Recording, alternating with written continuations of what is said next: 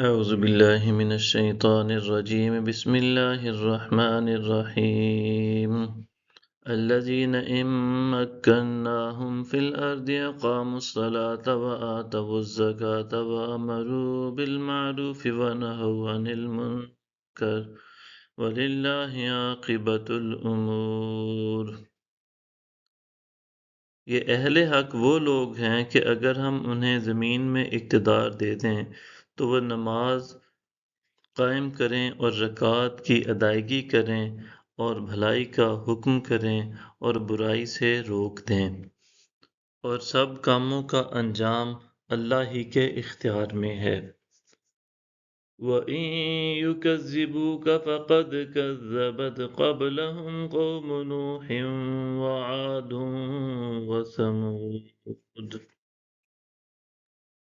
اور اگر یہ کفار آپ کو جھٹلاتے ہیں تو ان سے پہلے قوم نوح اور عاد و ثمود نے بھی اپنے رسولوں کو جھٹلایا تھا۔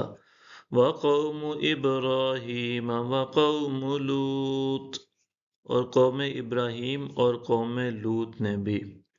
وَأَصْحَابُ مَدْيَنَ وَكُذِّبَ مُوسَىٰ فَأَمْلَيْتُ لِلْكَافِرِينَ ثُمَّ أَخَذْتُهُمْ فَكَيْفَ كَانَ نَكِيرِ۔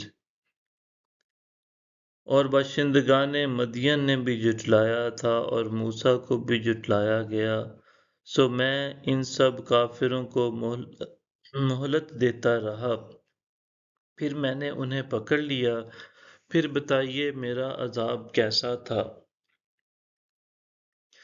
فَكَأَيِّن مِّن قَرْيَةٍ أَهْلَكْنَاهَا وَهِيَ ظَالِمَةٌ فَهِيَ خَاوِيَةٌ عَلَىٰ عُرُوشِهَا وَبِئْرٍ مُّعَطَّلَةٍ وَقَصْرٍ مَّشِيدٍ۔